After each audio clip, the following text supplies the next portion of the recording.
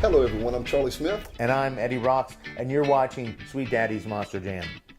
Today we are going to the town of Thunderbolt, where we are meeting up with an incredible musician named Jason Bible. Now, Jason Bible is a local guy, and he plays throughout the Savannah area, all kinds of different venues, and we're going to hear about his music and learn about him today. Charlie, how did we come up with Jason Bible? You know, actually, through Will Griffin. Will? Our third partner, the trifecta. Will came up with this one. This is awesome. Thank you, Will. Yeah, Will connected us to Jason Bible and tells us he is phenomenal. So I can't wait to meet Jason Bible, and we should travel through time right now to that interview.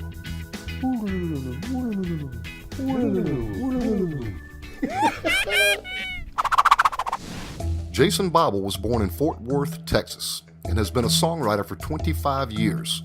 As a solo artist, he has released 7 collections of songs since he began recording professionally in 1994. He first played the guitar and harmonica at a talent show in Texas, where he performed Bob Dylan's The Times, They Are Changing.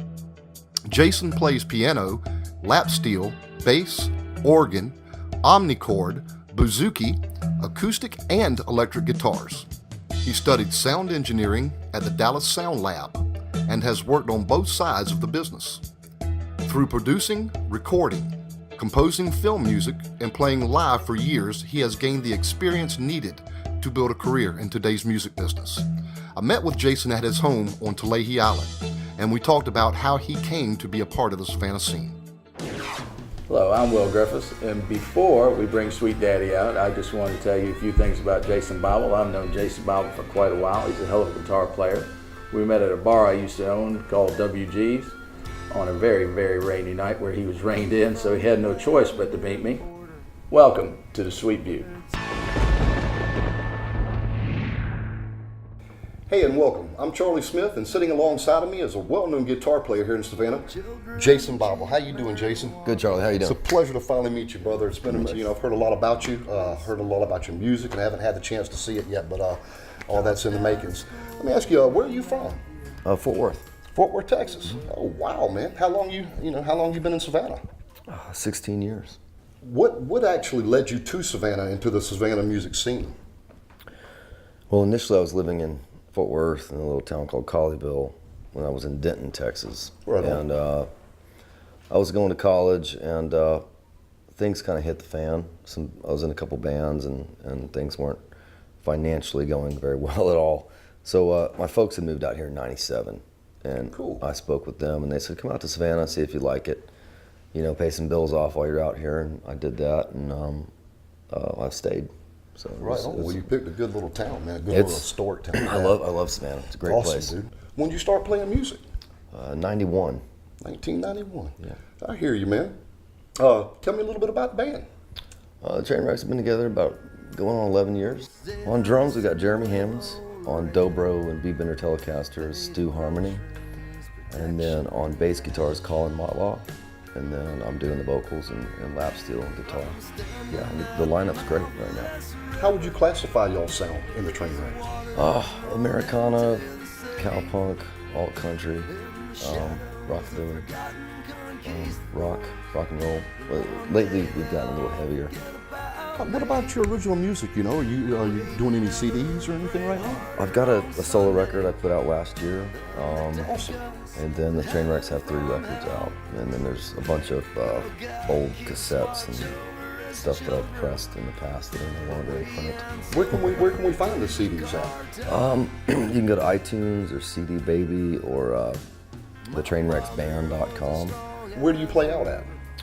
We play the Jinx, Social downtown, Tybee a lot. Awesome. In Southeast, from Virginia to Texas, kind of. Oh wow! So you cover a lot of the East Coast and back in your hometown, actually, Texas. That's cool, man. Last year we spent a lot of time on the road, and this year we're taking some time. I've got a 4-year-old, Jack. He'll be 4 July 12th. So this year, kind of taking some time to just play locally and read closer to Charleston and Charlotte, Nashville. A little closer to home. Yeah, right, I don't want to be 2,000-3,000 miles away from my son. So. People don't understand what it's like to be a musician and have a family, a full-time family, man. Yeah. I commend you on that, man. Doing both, everything you love at one time. That's awesome, man. Right on. Well, tell me a little bit about your music, man. Well, originals or covers? What do you like doing? Mostly original these days. I do Right on. do love some good covers though. I love some Townes Van Zandt and Willie Nelson, Bob Dylan, Johnny Cash, Right Hank on. Williams, stuff like that. So. Tell me some of your most memorable things that's happened on stage. I'd say probably B.B. King at the Mercer Theater. We opened for B.B. King. Oh, wow. That was a moment, you sometimes you go to hit a guitar pedal, you maybe said it wrong during sound check and you have to commit. And those moments in music when you're in that moment and you kind of transcend the moment. That moment went by really quick. I'll never forget hitting that pedal and going, I better play something good. Because that pedal just came on and this guitar just really woke up. So yeah, we made it through that show and it was good. Curious minds want to know, man, who your inspirations were. I'd say like Guthrie. I heard like the early Dylan, really early topical storytelling, fairly political, almost like sermons and songs. Times Are Changing was the first one that I figured out how to play those 4 chords and the harmonica too.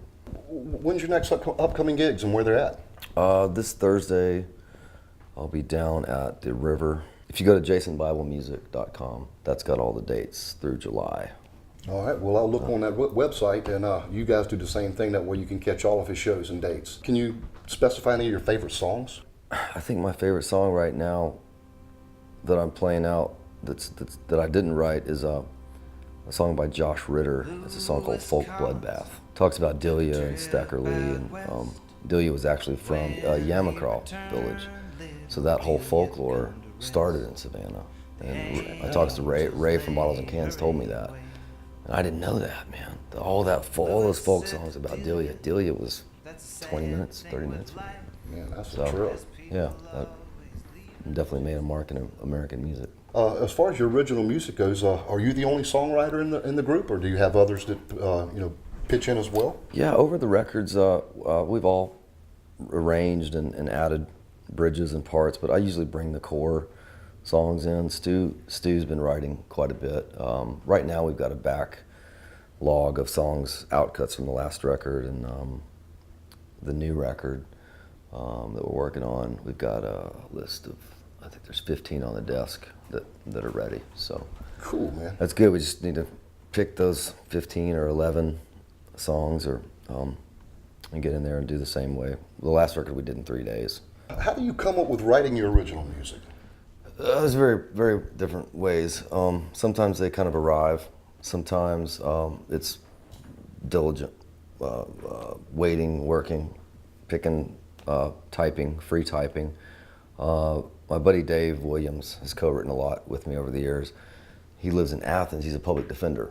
Oh, so wow. He's constantly case files and hearing about people's lives. And so sometimes he'll send me a couple emails of just pages of lyrics, and I'll edit through and demo stuff on the iPad, and then email that to him. And if it gets a green light, then I'll track it out in here and do as many instruments as I can.